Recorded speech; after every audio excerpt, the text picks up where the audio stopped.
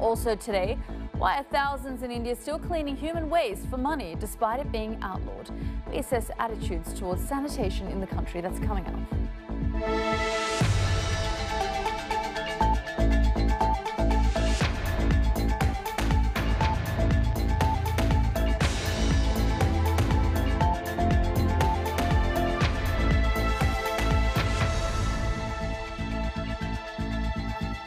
Welcome back to Impact on BBC World News with me, Yalda Hakim. In 1993, India passed a law to prohibit manual cleaning of human waste. Over 20 years on, it's still happening. Many women say they've carried on the practice from the older generation.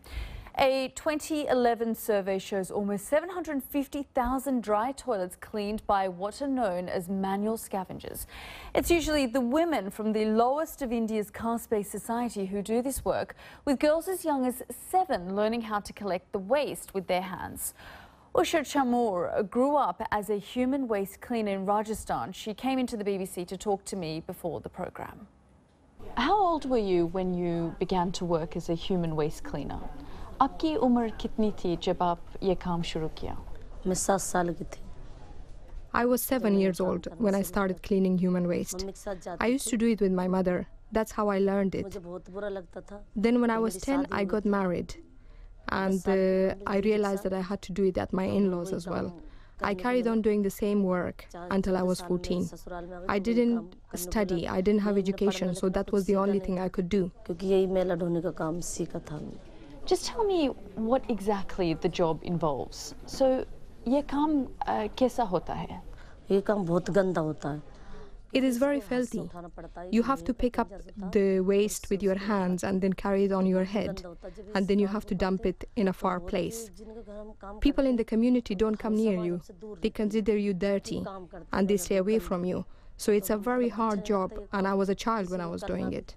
लेकिन क्या कर हमारे तो मजबूरी ये काम करते हैं हम तो. Will you teach your children to do this job? आप अपने बच्चों को सिखाएंगे ये काम? नहीं, मेरे बच्चों को बिल्कुल नहीं सिखाऊंगा काम. No, I wouldn't. Definitely not. Now my children are getting education. They're studying. My daughter is a student now. I wouldn't want her to get married at the age of 10 like I did. I want her to get at 18 or 21 when she gets married. I was very young when I got married. I didn't even know what a marriage was. So why are there still hundreds of thousands of people like Usha?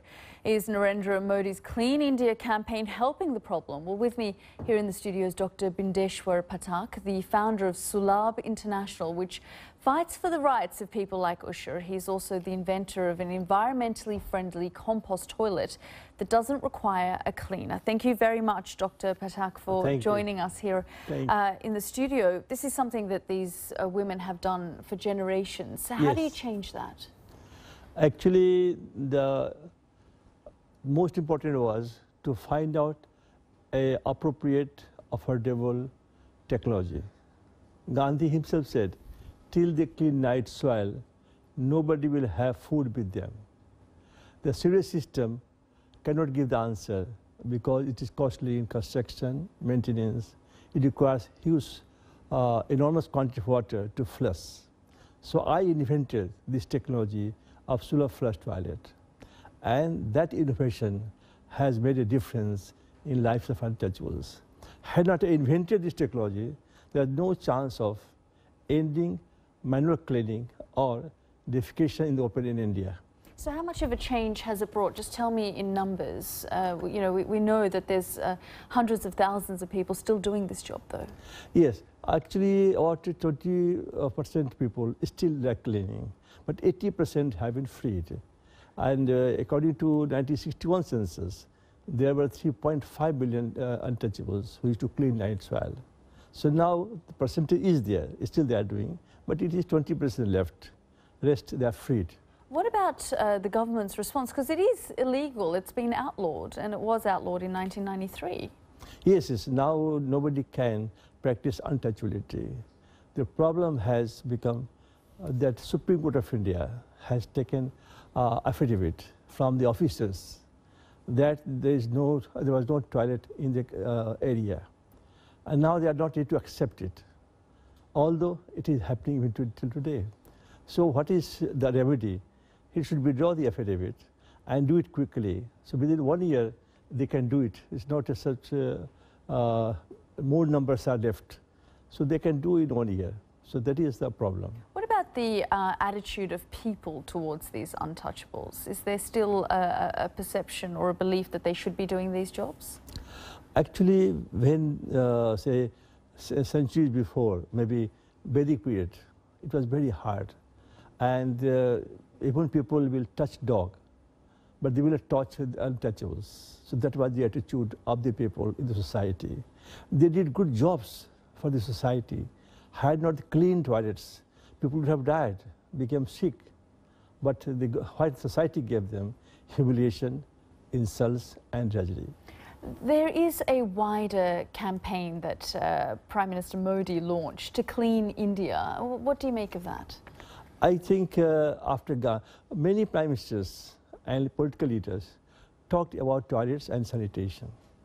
But after Gandhi, the present Prime Minister, Narendra Modi, has given emphasis to sanitation and toilets. And as Gandhi said, I want clean India first, independence later on. And the same he has. So he has ignited the minds of the Indians towards. Because there are attempts to clean India. Just have a look at this particular clip. It's from a youth online content portal known as 101 India, and it's launched an anti-litter campaign.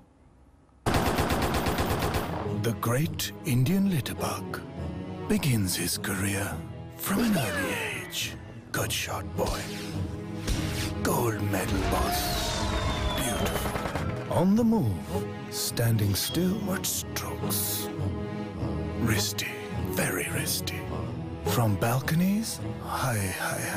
Kya baat hai, madam? From cars, superb shot. Some say he's even put garbage on Mars. Houston, do we have a dustbin? Dubai and LA have their musical fountains. And these are ours. Beautiful, isn't it? That was done by 101 India. Are you hopeful that India will become clean? I think yes, because the Prime Minister has ignited the minds of Indians. Now they talk about sanitation. Everywhere you go, schools, colleges, and every office, everywhere. Now people are conscious of throwing anything outside. So I cannot say it will be clean tomorrow, but certainly like Harappan civilization, he has motivated the Indians to keep India clean and to be healthy and to develop and to get fruits of development. And then stand out in the row of civilized nations. So that way I'm hopeful that this will work. And the Prime Minister himself has cleaned. And wherever he finds time, he goes to clean. He talks about toilet. Even the President of America, in Australia. So that is most important, that no Prime Minister talked with the heads of the states of the other countries about toilets and sanitation. So I feel I'm very hopeful. And you're known as Mr. Sanitation because of your attempts to clean India. I did in 1968. And when I used to go, I am from Bihar. So people ask, go to meet you and ask, so you would talk about toilets? I'm like, yes, sir. Or yes, madam. Oh, please have a cup of tea first. I said, no, we start talking, tea will come. No. After talking about toilets, how I will have tea?